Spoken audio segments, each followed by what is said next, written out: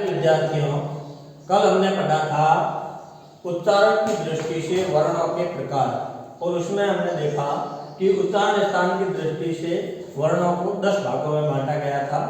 कंठ से कंठज, तालु से तालव्य, मूर्धा से मूर्धन्य, दंत से दंत्य, ओष्ठ से ओष्ठ्य, नासिका से नासिक्य, फिर कंठ तालव्य, कंठोष्ठ्य, दंतोष्ठ्य और अलिजिह्वा। ये वर्णों के उच्चारण स्थान के अनुसार उनके प्रकार थे।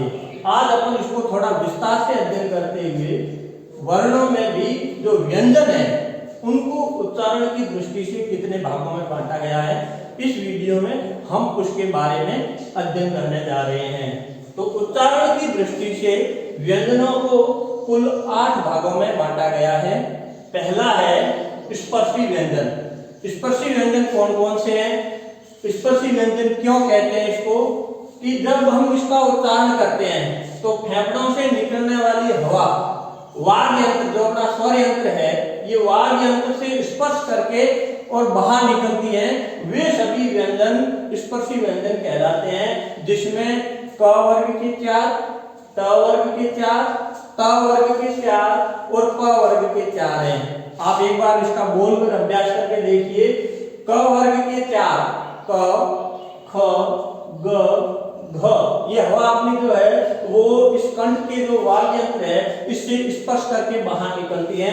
ट, ठ, ड, ढ, त, थ, द, ध, प, फ, ब और भ। इसलिए इनको स्पर्शी व्यंजन कहा जाता है। ठीक है। अब दूसरा है संघर्षी व्यंजन। और संघर्षी व्यंजन कौन कौन से हैं?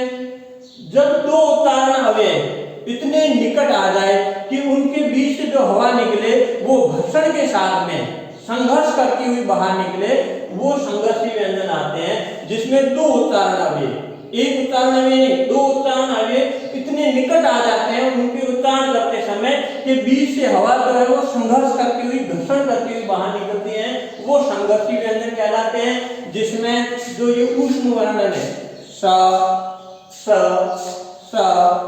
ह, इसके अलावा जो स्पर्शी में ख, ज और फ, ये ऐसे व्यंजन है जिनमें कंठ और तालु या दूसरा जो भी कंठ के साथ अवयव हैं, उच्चारण अवयव, वो इतने निकट आ जाते हैं कि हवा संघर्ष करते हुए बाहर निकलती होती है। मतलब आप अभ्यास करके देखिए। स, स, ह, ख, ज, ह। तीसरा है प्रकार स्पर्श संघर्षी व्यंजन। स्पर्श संघर्षी व्यंजन उनको बोलते हैं जिनमें स्पर्श का समय स्पर्शी व्यंजनों से अधिक लगे। स्पर्श का समय स्पर्शी व्यंजनों से अधिक लगे और उच्चारण के बाद वो संघर्षी हो जाए। जिसमें स्पर्श के भी हो और संघर्ष के भी हो। यानी स्पर्श का जो है कि वाग यंत्र से हवा स्पर्श करके निकलती हो, तो इसमें ये भी होगा कि उनको उच्चारण करते समय वाग यंत्र से स्पर्श करके हवा बाहर निकलेगी और बोलने के बाद में वो संघर्षी हो जाएंगे। जैसे देखो, स्पर्श में है क और स्पर्श संघर्षी में च। दोनों को बच्चा देखो बोल के अभ्यास करके देखो, जितना क में समय लगता है उसके च में ज्यादा समय लगता है। क, च ज्यादा लग रहा है, तो ये है स्पर्श संघर्षी। इसमें स्पर्श व्यंजनों से अधिक समय लगता है और हवा जो है वर्ण बोलने के बाद, व्यंजन बोलने के बाद, उच्चारण के बाद में संघर्षी हो जाते हैं, यानी घर्षण करती हवा निकलती है। च, छ, ज, झ। तो इसमें स्पर्श से ज्यादा समय लगता है। स्पर्शी है, स्पर्श करके निकलती है, लेकिन स्पर्श से ज्यादा समय लगता है। और संघर्षी इसलिए कहते हैं क्योंकि जब हम इन व्यंजनों का उच्चारण कर लेते हैं तो ये पीछे जाते हुए संघर्ष करती है, हवा घर्षण करके निकलती है, इसलिए ये स्पर्शी भी है और संघर्षी भी है, इसलिए इनको स्पर्श संघर्षी कहते हैं। ठीक। अब चौथा प्रकार है नासिकीय। नासिकीय व्यंजन वो व्यंजन है जिनमें उच्चारण करते समय हवा मुख्य रूप से नाक से बाहर निकलती है। यदि हम नासिका को बंद कर दें तो इनका उच्चारण असंभव है, ये उच्चारण नहीं हो सकता है। और ये जो 5 वर्गीय व्यंजन है, क वर्ग, च वर्ग, ट वर्ग, त वर्ग और प वर्ग, इन 5 वर्गीय व्यंजनों का जो 5वां अक्षर है वो इस नासिकीय के वर्ण में आते हैं, जैसे व, य, ण, न, म। अब इनको यदि आप नासिका बंद करके देखो, एक का भी उच्चारण नहीं होगा, क्योंकि इनको बोलने के लिए हवा नाक से बाहर निकलनी आवश्यक है, इसलिए इनको नासिकीय व्यंजन भी कहते हैं। अब है पांचवा पार्श्विक व्यंजन। पार्श्विक का मतलब होता है आसपास। और इस पार्श्विक व्यंजन को बोलते समय जीभ जो अपनी है, जिह्वा, ये मसूड़ों को टच करेगी और हवा दोनों साइड से आसपास, जीभ के आसपास से हवा बाहर निकलती है।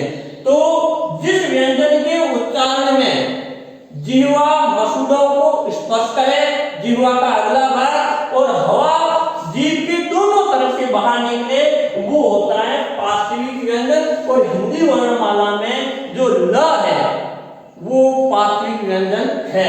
जैसे आप उच्चारण करके देखिए बच्चों, ल जीभ है, उसका अगला भाग मसूड़ों में होता है और आसपास से हवा बाहर निकलती है। छठा प्रकार है प्रकंपित। जैसा इसका प्रकार का नाम है प्रकंपित, तो इसमें उच्चारण करते समय जिह्वा 2-3 बार कंपन करती है। और हिंदी वर्णमाला में र ऐसा व्यंजन है जिसके उच्चारण में जीभ 2-3 बार कंपन करती है, र। और सातवां है उत्क्षिप्त। सातवां उत्क्षिप्त प्रकार है। उत्क्षिप्त का मतलब होता है फेंकना, शाब्दिक अर्थ होता है फेंकना। तो जिह्वा की नोक, जिस व्यंजन के उच्चारण में जिह्वा की नोक झटके से व्यंजन को बाहर फेंकती है, वो होते हैं उत्क्षिप्त व्यंजन। जैसे ड़, ढ, बोल के देखिए, ड़, ढ। जीभ है वो ऊपर तालु से और मूर्धा से टकराती हुई इसको बाहर फेंकती है, दोनों वर्णों को, इसलिए ये उत्क्षिप्त व्यंजन है ड़, ढ। और फिर है आठवां और अंतिम प्रकार संघर्षहीन व्यंजन।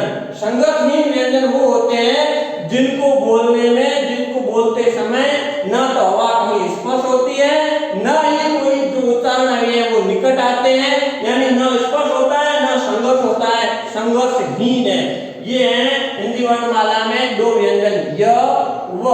इनको अर्धस्वर भी कहा जाता है। अर्धस्वर इसलिए कहा जाता है क्योंकि इनको बोलते समय किसी का भी उच्चारण अवयव का सहारा नहीं लिया जाता है, ये संघर्षहीन है, य, व।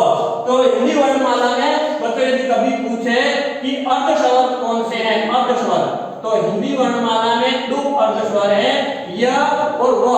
और व्यंजन को उच्चारण की दृष्टि से समझे तो य और व संघर्षहीन व्यंजन कहलाते हैं। इस तरह से अपन ने ये पढ़ा कि व्यंजन की उच्चारण की दृष्टि से 8 है, स्पर्शी, संघर्षी, स्पर्श संघर्षी, नासिकीय, पार्श्विक, प्रकंपित, उत्क्षिप्त और संघर्षहीन। धन्यवाद।